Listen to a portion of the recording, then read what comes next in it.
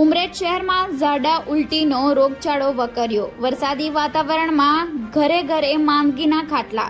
શહેરની સરકારી હોસ્પિટલમાં ઝાડા ઉલટીના 15 કેસ નોંધાયા। શહેરની ખાનગી હોસ્પિટલમાં પણ દર્દીઓનો જમાવડો જોવા મળ્યો।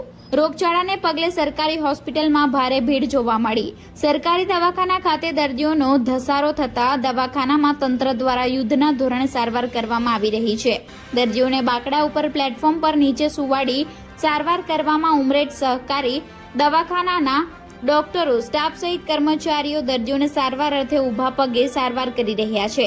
ઉમરેઠ સરકારી દવાખાના ખાતે ડોક્ટર અને સ્ટાફના દવાખાનાના બેડ ખૂટવા છતાં દર્દીઓને બાકડા ઉપર ગેલેડીમાં સુવડાવી સારવાર કરી રહ્યા છે અને ઉમરેઠ નગરપાલિકા ઘોર નિંદ્રામાં હોય તેવું લાગી રહ્યું છે।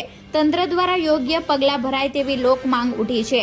નગરપાલિકા દ્વારા દવાનો છંટકાવ કરવામાં આવે, યુદ્ધના ધોરણે સાફ સફાઈ કરવામાં આવે તેવી લોકોની માંગ છે। રિપોર્ટર કાલુ બડે, ગુજરાત ક્રાઇમ ન્યૂઝ, ઉમરેઠ।